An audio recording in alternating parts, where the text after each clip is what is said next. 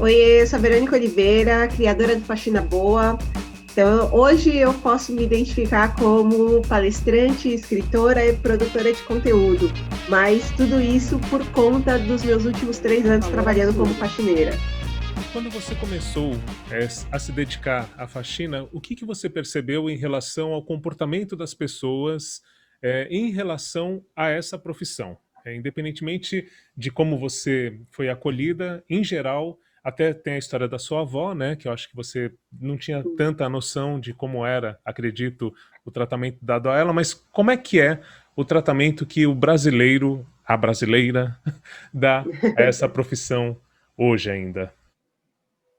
Eu percebi que as pessoas, não só as pessoas no meu entorno, mas quando eu fui pesquisar como se anunciava o trabalho, eu percebi que a percepção de quem faz o trabalho também é muito ruim. Então, as pessoas elas já se anunciavam como uma faxineira de forma triste ou se explicando.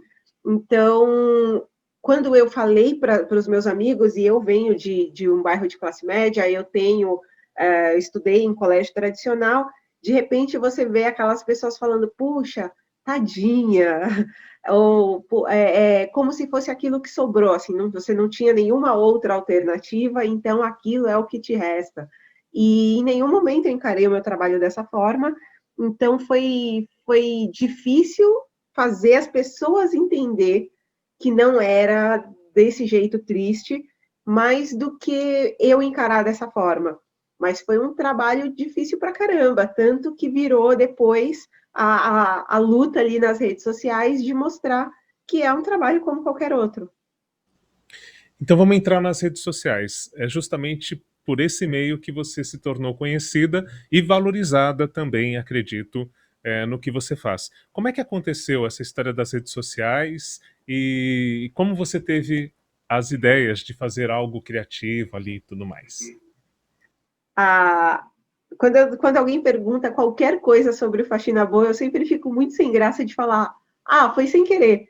Porque, porque é isso. Como você virou influencer? Foi sem querer. Como você criou Faxina Boa? Foi sem querer. Como aconteceu? Desculpa, gente, foi muito sem querer. Mas quando eu percebi que as pessoas falavam do trabalho de um jeito triste, eu quis mostrar do meu jeito que não era assim, e principalmente eu queria que as pessoas percebessem quem eu era através da minha forma de me comunicar. Então eu usei, e sem contar que a ideia de alcançar um número grande de pessoas era zero, porque eu fiz um post no meu perfil pessoal do meu Facebook, e esse post viralizou. Só que eu tinha 300 amigos e eu tava falando era com eles, sabe? Eu não tava achando que literalmente pessoas no mundo inteiro iam ver aquilo. E eu resolvi usar as referências de cultura pop, das coisas que eu gosto. Então, quem me conhece, quem é só dar uma olhada, assim, eu tenho várias tatuagens de referência de filme, de série, de anime, de coisas assim, de música. Então, eu usei isso e um texto explicativo ali dizendo que aquele trabalho, a partir daquele trabalho, eu ia poder dar uma condição melhor para minha família. E o texto e a foto viralizaram. E a partir daí eu acabei criando a página também sem querer, porque eu só não queria a exposição do meu perfil pessoal.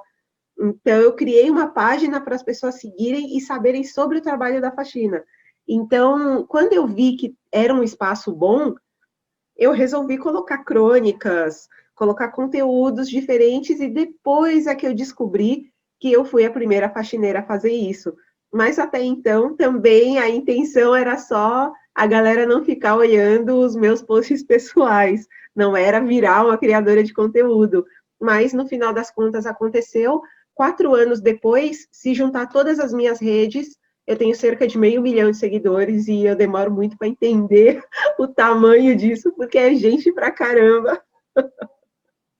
E aí me fala uma coisa, na verdade eu tinha feito uma questão antes de ler o livro, focando no quarto de empregada, mas eu percebi no livro que o que mais deixou você chocada foi o elevador social, o elevador separado, né? A questão de como o próprio porteiro não se dá conta de que ele pode frequentar uma padaria, ou seja, esses preconceitos que estão na sociedade e que até quem sofre o preconceito acaba achando natural, porque é o tal do estrutural, né? Então, eu queria que você Sim. falasse um pouquinho de como é que você vê essa existência dessa diferença, até do tratamento que você passou a ter por ser reconhecida, né? Então, de repente, você pode entrar pela porta Pela principal, mas uma entrada pessoa que faz a social. mesma coisa que você tem um tratamento diferente. Queria que você falasse como você se sente com esse tipo de tratamento que a sociedade dá a um trabalho tão importante, tão, enfim, essencial, que ela mesma deveria valorizar, né? Quando eu percebi, por exemplo, agora, hoje eu posso dizer que eu já entrei em mais de 200 casas diferentes.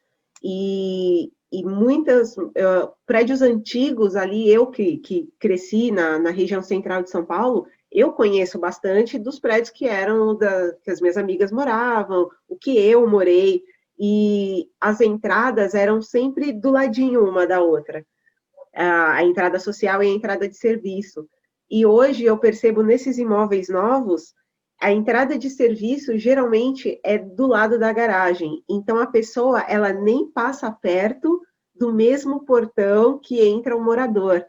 Então eu percebi muito nesses prédios novos que a gente entra pela garagem, aí passa por um cantinho e pega o elevador de serviço. E geralmente o elevador de serviço ele é usado para carregar a carga, para carregar os sacos de lixo. Então, muitas vezes a gente faz o trajeto do elevador junto com o lixo. E eu sempre penso no quanto aquilo significa para a gente falar, pô, a gente está valendo a mesma coisa que esse saco de lixo. E, e as pessoas elas acham isso normal num nível que eu não consigo entender. Na minha concepção, se fosse para carregar mudança ou coisas assim, ok, mas para diferenciar pessoas é muito surreal. E é uma coisa que não termina, assim, os prédios eles já são agora construídos de uma forma a separar ainda mais as pessoas, ao invés disso ser abolido de vez. Então, é uma questão que me preocupa muito. Agora, nesses imóveis antigos que tinha o quarto e o banheiro de empregada, hoje em dia é depósito, é escritório, é qualquer outra coisa. Então, foi uma mudança também na forma da classe média viver essa me pegou positivamente, das pessoas não usarem mais como quarto de empregada, mas o elevador me incomoda muito. Pois é. A gente falou um pouquinho de 2020, dessa imprevisibilidade toda, né? A gente terminou, se não me engano, 2019 com a questão do trabalho doméstico sendo, no Brasil, o país que tem os maiores índices de trabalho doméstico, né? Acho que 6 milhões e tantos brasileiros e Isso. brasileiras que se dedicam. E estamos terminando 2020 com um grande número também de pessoas que foram dispensadas ao longo desse período, né? Você sente que o fato de estarmos num momento mais delicado em todos os aspectos sociais, econômicos e tal, tem feito com que o assédio e também o menosprezo à profissão aumentem? Quer dizer, a gente vive situações mais críticas agora do que há um ano por causa do que vem acontecendo? Eu acho interessante que é uma disparidade enorme, assim, porque ao mesmo tempo em que as pessoas passaram a entender a importância desse trabalho, elas também, muitas tiveram que optar, porque no caso delas também mudou a renda, mudou a forma de lidar com o trabalho doméstico, então é uma coisa muito complicada. Eu percebi uma coisa que foi surreal, foi a quantidade de pessoas da classe média para a classe média baixa que tentaram manter a continuidade da faxina, ou pagar enquanto ela estivesse em casa, ou tentar fazer de uma forma que essa pessoa não perdesse sua renda, enquanto as pessoas das classes mais altas dispensaram sem nenhum tipo de suporte, e essas pessoas perderam completamente sua fonte de renda. Então, e aí é o momento em que eu penso, putz, não vai existir a valorização, sabe? É bem preocupante. Mas quando eu paro para pensar no trabalho como trabalho, ele nem era reconhecido, né? Não tem nem 10 anos que é reconhecido como uma profissão. Então, honestamente, se as pessoas pudessem não pagar por esse serviço, elas não pagariam, assim como elas já fazem todo um drama para pagar, que é o geral, que é, você não pode dar um descontinho, ou tentar de toda forma, contratar pelo menor valor possível. Então, é uma valorização que eu vejo acontecer a duras penas, assim, é muito difícil a pessoa se sentir valorizada fazendo o trabalho doméstico. E aí você cita, por exemplo, que em uma das casas a patroa ali tenta negociar o salário com você e você vê o que ela tem de estoque, tudo. Fala um pouquinho dessa situação, que eu acho que é algo até para inspirar numa situação parecida o que as pessoas podem fazer. Porque o mais interessante é quando a pessoa chora muito e faz todo um drama, parece que ela esquece que essa profissional vai entrar na casa dela. E claramente vai cair por terra todo o discurso dela de que ela está passando por um momento difícil. Eu já cheguei numa casa em que moravam acho que três estudantes. E eles fizeram todo um drama também para dar desconto. Tá super difícil. Só que eu cheguei numa segunda-feira e eles tinham dado uma festa e muito provavelmente eles tinham o que tinha de garrafa de cerveja jogada na sala dava umas 4 vezes o valor da faxina, sabe? Então, e aí você vê que é uma pessoa que ela não precisa. Eu acho que tem uma coisa da pessoa achar que está levando vantagem quando ela consegue um desconto nesse tipo de prestação de serviço. Ela acha que aquilo é uma vantagem e é muito surreal, porque ela não vai tentar uma vantagem dessa fazendo uma compra online, ou indo numa loja, ou num grande fornecedor de qualquer coisa, mas vai impactar diretamente na vida de uma pessoa que é da periferia, que sustenta a família sozinha. Um grande número de trabalhadoras domésticas são mães solo, e isso faz uma diferença tão grande, às vezes pode ser R$ 30. R$ 30 para mim pode significar um gás, pode ser a ida na padaria, pode ser muitas outras coisas que para ela não é, para ela é uma besteira. Um hambúrguer no bairro dela custa R$ 45. E R$ 45 para mim é uma ida no mercado que vai adiantar um lado muito grande. Então, essas pessoas não conseguem ter noção desse tipo de coisa. Então, já me aconteceu de estar num momento super difícil dentro da minha casa, a pessoa pediu o tal do descontinho e ela tinha uma despensa com todo tipo de coisa e parecia um atacadão, assim.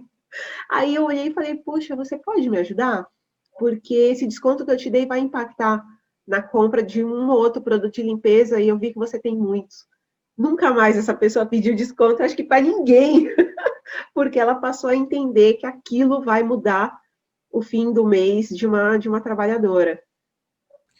Um outro lado que é complexo e que talvez esteja também com a crise humana, acho que a gente pode dizer, aumentando, né? Eu não sei se aumentando, mas que ainda existe, que é bastante pesado, é o assédio mesmo, até na abordagem quando alguém vai contratar o serviço. Você fala disso no livro e a gente tem acompanhado alguns relatos nesse sentido também da pessoa propor um tipo de roupa para fazer o serviço, tudo. Como é que tem acontecido isso? Se você tem acompanhado isso é um volume considerável e por que você acredita que a gente ainda viva essa situação nos dias de hoje? É muito frequente, quando se anuncia nas redes sociais, por exemplo, o trabalho, as pessoas, primeiro que elas já se sentem muito à vontade nas redes sociais para falar qualquer tipo de coisa, e eu tenho um grupo fechado com milhares ali de faxineiras, quase cerca de 9.000, da última vez que eu dei uma olhada, e a gente do país inteiro, de gente de fora do Brasil também, e a gente debate muito isso. O quanto a pessoa se sente confortável a partir do momento que ela pagou uma diária de limpeza, ela acha que ela comprou aquela pessoa por um período. Falou, ó, então você vai chegar na minha casa às 9 da manhã, vai ficar aqui até às 5 da tarde, e eu comprei essa pessoa por esse tempo. Então, hoje mesmo eu estava discutindo num grupo na internet, justamente a pessoa estava alegando que perdeu um anel dentro de casa e ela tem certeza que foi a pessoa que limpou. E aí eu exemplifiquei com quantas pessoas fazem esse tipo de coisa, e depois elas encontram os objetos em casa, mas imediatamente elas têm certeza de que foi. Então, são pequenas violências do assédio, da desconfiança, da, da, da negação ali de coisas básicas, como não poder consumir água dentro da casa onde você está trabalhando. Muita coisa, assim, eu considero uma violência, e elas são vistas como ok, como normal. E eu acho que vem disso, vem da pessoa achar, dela se sentir dona da pessoa que está prestando o serviço para ela. De certa forma, tem acho que um pouco da questão de sermos uma sociedade que ainda lida como se a gente tivesse a escravidão viva, né? É uma coisa assim, Sim, essa coisa de ser dono, né? A gente não vê só nessa situação, né, Verônica? É complexo. E eu acho que o dinheiro, né, também. Ah, eu tenho mais dinheiro, é a posse, sim, né? eu estou comprando, eu pago, você vai fazer o que eu quiser. É muito doido. E, bom, você falou um pouquinho como nasceu o Faxina Boa, mas eu queria que você explicasse também que tipo de conteúdo você acha que é relevante para valorizar a profissão a partir das redes sociais do Faxina Boa. O que você traz que valoriza a profissional e a profissão? Eu acho que quando eu abordo, primeiro, sem esse véu da tristeza, já é uma forma de trazer essa valorização. Quando eu toco em assuntos que as pessoas não costumavam falar, também. Então, eu questiono o uso de uniforme, a forma como as pessoas se referem à tia da limpeza, e eu estou muito impactada ainda por uma mensagem que eu recebi recentemente, que foi de uma criança. E ele disse que não costumava respeitar a profissional que fazia a limpeza da escola, porque ele achava que ela estava ali para aquilo mesmo, e ele jogava papel no chão, deixava as coisas na, no pátio, e não sabia nem o nome dela. E ele falou, poxa, eu comecei a seguir seu Instagram e eu entendi que eu estou errado, então hoje eu chamo ela pelo nome, eu não largo as coisas lá, e eu tenho um respeito muito grande porque ela está cuidando da minha escola. Eu pensei, meu Deus, mudar a cabeça de criança é tão difícil. E é aquela coisa do pequeno passo, sabe, para um mundo melhor.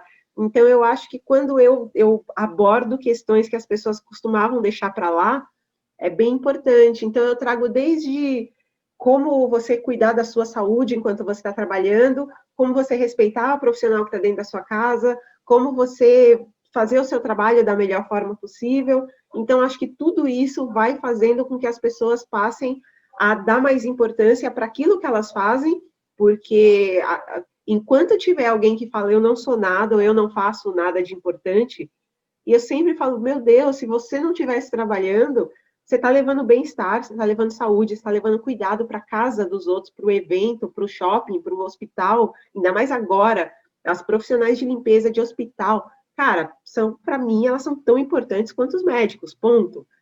E ninguém lembra dessas pessoas. Então, eu acho que quando eu consigo abordar isso para tanta gente, é muito importante. E me fala uma coisa, há uma sensação, inclusive quando a gente fez a reunião no Instituto, de que a partir do momento em que se buscou a questão da profissionalização, ou seja, carteira assinada, direitos mesmo para essas pessoas, houve uma contrapartida. Você até falou que a classe média tenta manter, mas os mais ricos acabam dispensando como qualquer coisa, né? Então, como é que você sente que justamente o momento em que se busca uma profissionalização, uma adequação, né, dessas profissionais, há uma contrapartida? Você percebe isso na prática e, de alguma forma, você acha que o Faxina Boa também tem mudado a cabeça? Você falou de uma criança, de repente, de pessoas da classe alta que chegam ao conteúdo e que pensam, poxa, eu deveria também, enfim, assinar a carteira, dar os direitos à pessoa que trabalha comigo, entendendo um pouco mais? Não sei se foi muita coisa que eu falei. Eu gosto quando essas pessoas também me abordam, porque no final das contas eu passei a frequentar eventos, a fazer palestras em lugares com presidentes de empresa, então eu estou chegando em pessoas que são o outro lado ali do rolê, e elas muitas vezes falam comigo, puxa, eu não fazia ideia do quanto eu estava errado. Às vezes elas falam de um jeito tão errado que eu quero morrer. Então, já aconteceu de uma pessoa também falar assim, puxa, conheci uma moça na internet, eu vi o story de uma moça, e aí ela me marcou, e ela falando, nossa, ela é tão legal, ela é inteligente, ela conhece um monte de coisa, ela frequenta ótimos lugares, ela poderia ser minha amiga, mas ela é faxineira. E eu pensei, que ela quis dizer com isso, sabe? Mas, ao mesmo tempo, para você ver como essas pessoas veem a gente tão diferente, que é inconcebível para ela que ela tivesse qualquer tipo de relação com alguém que faz o trabalho de limpeza. E aí, já me aconteceu, por exemplo, de ouvir de uma repórter que eu era diferente por conta dos meus hábitos de leitura, e ela admitir na cabeça dela que faxineiras não liam sobre psicologia, sobre filosofia, e eu falei, mas com quantas faxineiras você já conversou na sua vida? E aí ela entendeu que ela falou, nenhuma, então, então você não tem como você assumir que as pessoas não têm a capacidade de entender determinado assunto só por conta do trabalho dela. Então, quando eu vou também quebrando esses paradigmas na cabeça da pessoa, é legal pra caramba.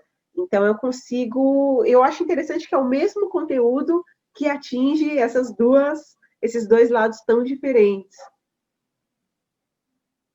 Mas você percebe que há uma intenção de assinar a carteira, tudo tem. Como é que você vê isso, esse cenário? Às vezes tem realmente, mas via de regra, o que as pessoas fazem, na verdade, é ter duas faxineiras para não caracterizar vínculo empregatício. Então, ela tem uma faxineira que vai na segunda e na quarta, outra que vai na terça e na sexta, para não precisar registrar e ela pagar duas pessoas separadamente, sem os direitos delas. Hoje, inclusive, eu fiz um conteúdo justamente sobre a necessidade da formalização através do MEI, para que essas pessoas tenham, pelo menos, alguns direitos garantidos, caso elas não trabalhem de forma registrada. Então, eu também acho importante deixar isso claro para que as pessoas não. E é um trabalho perigoso para caramba, a gente cai, se machuca, acontece um monte de acidente. Então, eu, por exemplo, eu descobri sem querer ali uma gravidez não planejada, e eu falo, cara, e se eu não tenho uma formalização?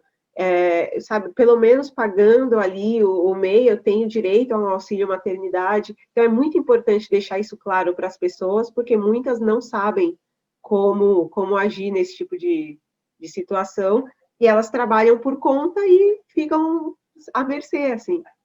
Então, é importante, porque se depender da boa vontade de quem contrata, é melhor a gente se garantir por nós mesmas. E pode ter um cachorro no meio do caminho, né? E Meu Deus, meu pezinho está aqui até hoje. Quanto tempo faz que ele está colado, mulher? Eu dou risada agora, porque no dia eu achei que eu ia morrer. Então, acontece. E tanto eu não usava equipamento de segurança, que eu estava fazendo a faxina de chinelo e o cachorro comeu um pedaço do meu dedão. Então, é o tipo de situação que a gente não planeja, a gente não prevê, e pode afetar ali. Eu ainda dei sorte, que não aconteceu nada demais, apesar de ter tido o pé colado com o Super Bonder pelo cliente, mas mesmo assim tá tudo bem. Uma coisa que eu acho que é interessante, o Faxina Boa também, durante um tempo, você trabalhou assessorando outras pessoas que iam fazer faxina. E você parece que ouviu que não sabia explorar mão de obra e por isso não poderia ser uma empreendedora desse ramo. Foi isso mesmo? Ah, os investidores são tão bonzinhos. A minha ideia, por ter a outra fonte de renda que vinha das palestras, eu entendi que eu podia criar uma empresa com impacto social, priorizando ali o bem-estar e o ganho da pessoa que estivesse trabalhando comigo. Então, eu cobrava R$ 180 na faxina e passava 150 para a faxineira.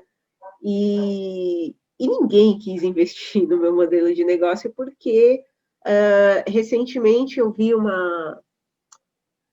falei com uma moça que trabalha com faxinas e ela ficou com R$ 57 de uma faxina que foi cobrada 215. E ela, dos R$ 57, ela gastou quase 16 no transporte.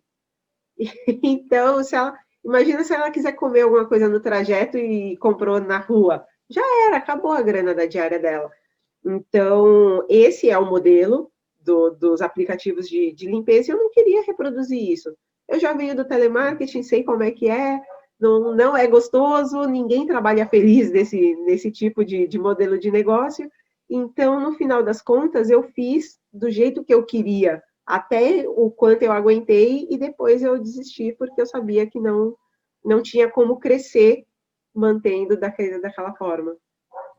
Mas, por outro lado, acredito que você tenha relatos e tenha inspirado algumas profissionais a agirem como você, se valorizarem e saberem o valor que tem também. Isso acredito que o Faxina Boa faça Sim. bastante, né? Você deve receber muito retorno, assim. Bastante, é muito satisfatório. Por outro lado, ser bem-sucedida, dar palestras, lançar livro e estar com uma marca de faxina boa, isso traz preconceito. Tem muita gente que acha que você não está onde deveria, te trata nos ambientes de outra maneira, ou até porque você está conscientizando a faxineira dela de que ela tem direitos. O que você está fazendo com a minha vida? Tem muito preconceito por ser bem-sucedida, Verônica? O tempo todo. É muito complicado lidar com esse tipo, não sei reagir quando as pessoas claramente demonstram insatisfação em ver o meu crescimento. As pessoas, quando eu recebo até hoje mensagens de pessoas pedindo orçamento de faxina, e quando eu digo que eu não trabalho mais, elas se sentem extremamente ofendidas. E tem gente que fala, como você faz conteúdo sobre faxina se você nem é mais faxineira? Então, é muito doido. E pessoas que ficam com raiva mesmo, à medida que eu vou conquistando outras coisas. Para minha sorte, eu sei que não é a grande maioria, apesar de incomodar muito e deixa uma sensação ruim no fim do dia, que eu fico pensando, será que eu estou errada? Meu Deus do céu, estou fazendo um monte de coisa para mim, pelos meus, e aí de repente vem alguém e fala que eu estou fazendo errado, é muito ruim. Mas, por outro lado, eu vejo as outras pessoas que se inspiram. Quem me segue há 4 anos estava vendo eu postando de um celular pré-pago dentro de um barraco e depois tendo o meu primeiro sofá da minha vida sentada numa sala de verdade, chovendo. Hoje, por exemplo, um dia de uma baita de uma chuva. O fato de eu saber que eu estou dentro da minha casa, que nada vai acontecer, nem comigo, nem com os meus móveis, nem com meus filhos, nem com nada, é muito importante mostrar para as pessoas que é possível você transpor essa barreira, porque é uma barreira, a pobreza é uma barreira, a miséria é uma barreira, e a partir do momento em que eu mostro para os outros que eu consegui passar, isso dá uma força para ela tentar também. E quantas vezes eu já recebi? Eu adorei uma moça que me contou que ela fazia as faxinas de dia e fazia um curso técnico à noite, e hoje ela já trabalha na área dela. Ela falou, cara, ao mesmo tempo que eu vi você conquistando as coisas, eu também fui conquistando. Então as meninas me contam quando compram casa, quando tira carta, quando compra qualquer coisinha, comprei uma máquina e agora eu estou começando a fazer bordado. Então a gente vai sempre uma compartilhando com as outras as experiências e as conquistas. E quando a pessoa fica incomodada, eu sinto muito, porque olha, ano que vem eu quero é mais. E, Verônica, dá para fazer um top 5 das melhores coisas da faxina? O que que você destaca assim? O que que te dá prazer quando você faz faxina? Não sei se 5, podem ser 3, mas, por exemplo, eu vejo que você falou, uma delas já foi a questão de quanto você ganhava em relação ao Sim. telemarketing, mas você cita também que trabalhar com o esforço físico te fez bem na hora de dormir. Que benefícios você vê que a pessoa pode levar como as melhores coisas de se fazer faxina? O que eu sempre brinco, que eu falo, gente, eu trabalhava no telemarketing e eu estava sentada, mas estava absorvendo aquele monte de reclamação, xingamento e um ambiente ruim de trabalho, e aí eu saía cansada fisicamente e mentalmente.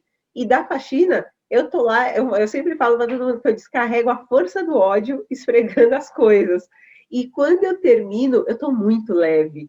Então, essa leveza é com certeza um dos grandes benefícios, porque enquanto eu estou fazendo, não sei se é o movimento, se é o fato de eu estar ali focada, eu percebi o quanto melhorou a fluidez da minha escrita, o quanto eu fiquei uma pessoa mais criativa, por estar fazendo um trabalho que a minha cabeça está desanuviada enquanto eu estou fazendo esforço físico.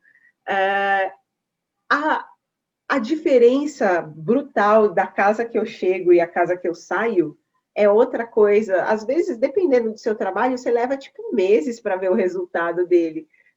Um professor leva anos para ver o resultado do trabalho dele. Eu levo 6 horas. E eu termino e olho e falo, meu Deus, olha essa casa, agora sim eu podia morar aqui. E aí eu costumo dar uma desfiladinha, fico olhando e falo, olha essa casa, agora sim. É uma satisfação muito também interessante de você observar ali o fruto do seu esforço, e isso mexe muito com a autoestima, tal. Eu sempre falava, meu Deus, eu sou muito boa mesmo. E é legal, faz um bem do caramba isso. E, e eu acho que uma coisa que eu amo de trabalhar com faxina, eu escuto música trabalhando. Então, aí eu sempre falo que a pessoa sabe se a casa dela tá um terror ou se tá tranquila, dependendo da intensidade da música.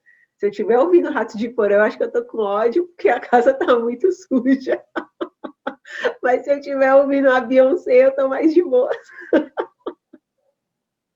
E você aprendeu a dosar o tempo a partir das suas playlists, não é isso? Tem uma playlist para cada momento? Eu gosto muito de calcular tempo com música. Eu sempre fui meio a doidinha da música, assim. Eu até achei aquelas lembranças do Facebook, eu achei uma lembrança de uns 11 anos atrás, que eu ouvi uma música, eu estava muito atrasada para o trabalho, e eu calculei que eu tinha ali 2 minutos para sair do metrô e chegar e passar a catraca, e bater meu ponto.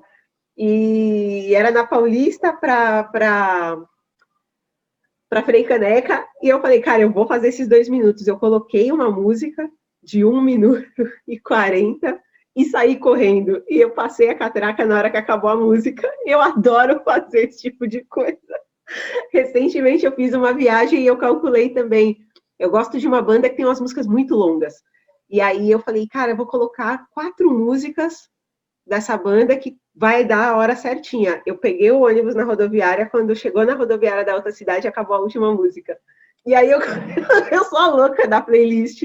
E aí eu falo, se eu quero lavar a louça em 40 minutos, eu pego um CD que dura 40 minutos e coloco ali e falo, agora vai, porque senão também eu me distraio. E aí eu foco naquilo ali e falo, tá na última música do CD, vamos lá. Muito bom esse esquema com a música, viu? Ajuda bastante mesmo. É uma coisa que é a frase, eu acho que, se não me engano, não sei se está no livro ou se está nas suas redes sociais, mas as pessoas costumam dizer que acabaram como faxineiras e você diz que começou como faxineira. Eu queria que você comentasse esse É o pensamento subtítulo do do livro. livro. Porque o comum foi pessoas próximas a mim perguntar como que eu me sentia porque elas já tinham por base de que o meu trabalho no telemarketing já é uma coisa muito ruim. Fala, putz, meu, você saiu de um negócio tão ruim, foi para outro pior ainda. Só que a pessoa que fala isso, ela tem embasamento zero, ela não sabe o que está rolando, e no final das contas, eu sempre conto isso para todo mundo, que falo, cara, eu realizei todos os meus sonhos trabalhando com faxina, então para mim foi só o começo, definitivamente eu não terminei nada começando a fazer esse trabalho. Então eu, que era uma pessoa que não tinha onde morar, não tinha o que comer, de repente conheci todos os cantos do país, viajei para outro país, me mudei para um lugar muito melhor do que onde eu morava, meus filhos têm acesso a boa educação, é uma outra vida, e tudo veio por conta da faxina. Então, eu não terminei de um jeito ruim, pelo contrário. Muito bom. Você quer falar um pouquinho da sua avó também? Você acha que o livro é dedicado a ela, né? Eu acho que a sua vida é dedicada a ela. Eu sempre falo, a minha avó é a melhor pessoa que já passou por esse mundão. Porque e agora que eu tô grávida, eu fico me lembrando muito dela, porque a minha avó foi a pessoa que mais me mimou no universo, e provavelmente se ela tivesse aqui ainda, eu ia estar agora totalmente 100% mimada. E ela justamente representa para mim o estereótipo da mulher forte, da mulher que manja um monte de coisa e que também ninguém dá o devido valor, porque é a senhorinha. Ela era muito o estereótipo da pessoa que trabalhava com limpeza. Ela trabalhou mais de 30 anos na mesma casa, e ela, uma senhorinha que andava com uma sacolinha, ela tinha uma sacolinha maravilhosa, que qualquer coisa que se perguntasse, ela tinha lá dentro. Então, vó, tem uma tesoura? Tenho. Vó, tem um super bonder? Tenho. Vó, tenho qualquer coisa. Ela tirava. Se fosse aquelas gincanas de TV, a velha ganhava. E aí, de repente, você vai conversando com ela, e ela sabia falar francês, ela sabia umas coisas loucas, ela contava de lugares que, às vezes, talvez ela nem tivesse ido, mas ela sabia. E eu sou muito parecida com ela. Então, eu me vejo muito nela, só que não aceitando passar pelas mesmas situações que ela passou. Então, acho que é um upgrade, assim, a versão 2.0 da minha véia. Agora abriu o microfone. Estou parecendo aqueles locutores de rádio, você passou por isso. Aliás, você tem mais uns 5 minutinhos? Sim. Acho que assim, a pauta a gente já deu conta, tal. Agora eu queria conversar um pouquinho com você à parte sobre MTV, garagem e afins. Primeiro assim, eu trabalhei com o pessoal do Garagem na Gazeta FM. A Gazeta Nossa! FM... nos faz anos tempo. 90, faz tempo. 90, um pouquinho antes de você. Mas eu te pergunto o seguinte, Astrid é uma referência para você? É uma das? Nossa, demais. É. Eu brincava de imitar ela. Ai, gente.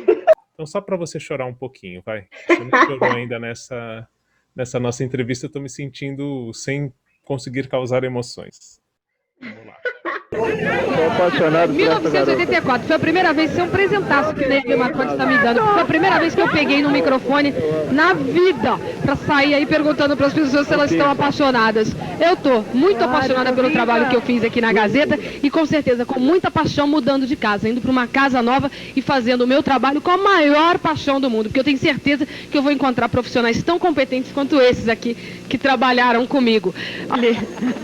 Muito obrigada pelo trabalho de vocês, principalmente ao Marcelo Machado, ao Fernando Meirelles, que me colocaram aqui no dia 14 de dezembro de 1988.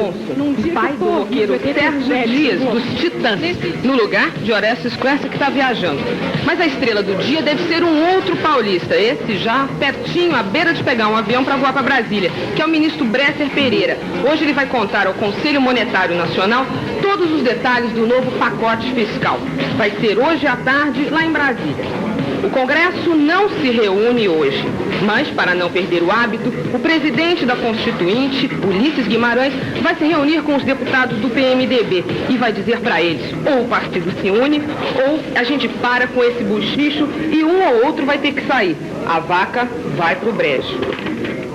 Nesse primeiro programa, você vai conhecer a TV Gazeta a fundo. Mergulhe de cabeça. Na primeira hora, nós teremos um quadro de humor... Obrigada, Rogério Galo, por ceder esse arquivo pessoal, que é o maior documento. No dia 14 de dezembro, eu entrei aqui com a maior paixão. Saio hoje, dia 17 de fevereiro, com a maior paixão ainda, de ir para uma casa nova, tentar continuar fazendo uma televisão viva e ao vivo. É por isso que eu acredito na televisão e é por isso que eu continuo trabalhando com o maior tesão. Se eu for agradecer a todo mundo que me deu a maior força, eu não vou parar de falar aqui. Falei do Fernando, falei do Marcelo, falo do Marcos Amazonas, falo principalmente dessa técnica aqui, que sua a camisa para fazer caprichar da programação da TV Gazeta. Jaiminho, que está segurando essa câmera, super obrigada. Douglas, Juarez, risada, Edson.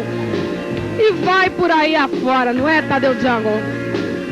Águas melhores virão. E se você acha que eu não estou muito bem, tenha certeza de que eu estou melhor do que você imagina. Hugo Prata, sensacional, super obrigada. Condessa Giovanna Tiveta, não fica triste não. Ale Primo, Paula, Marcelo Guedes, Solange Serpa, Milene. É muita gente pra gente falar obrigada de paixão, de coração. Se a Casa do Carlos Nascimento é a TV Globo, a minha, o resto da vida vai ser a TV Gazeta e esse projeto do TV Mix, que é demais, é demais. Obrigada. Tão barato que eu nem acredito. Momento. Gente, tão novinha! O começo de tudo, o começo de tudo. Caramba! Muito bom. Nossa, eu lembro, no meu tempo de garagem, eu morava do lado, depois da pontezinha do shopping, na Lapa de Baixo, eu morava perto da Polícia Federal. O garagem era na Brasil 2000. Na Brasil 2000, na Heitor.